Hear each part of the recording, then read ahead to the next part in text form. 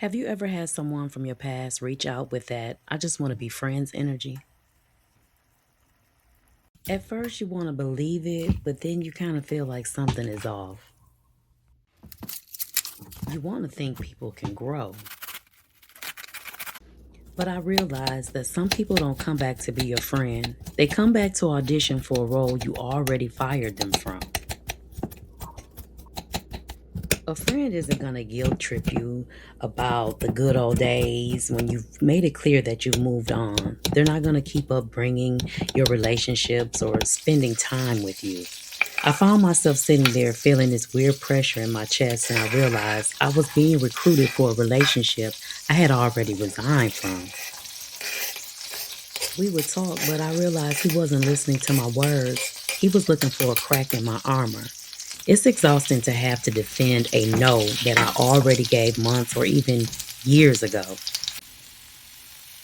I think as women, we're conditioned to be nice. We don't want to be the mean one who blocks someone or tells them to leave us alone. But I had to ask myself, is it nice to let someone disrespect my boundaries just so they don't feel bad? Is it nice to lie to myself and pretend this is a friendship when I know it's a trap? I'm realizing that my peace is worth way more than his comfort. If he can't handle the boundary, he doesn't get the access to me. So I did the hard thing. I enforced the line. I told him that since he couldn't respect the friendship boundary, we couldn't have a connection at all. And yeah, it felt awkward for about 5 minutes.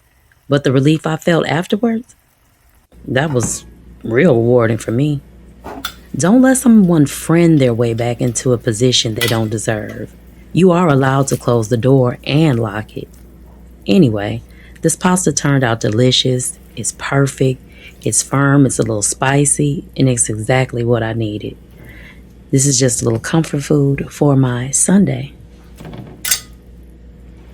So basically, I learned he didn't come back to be my friend.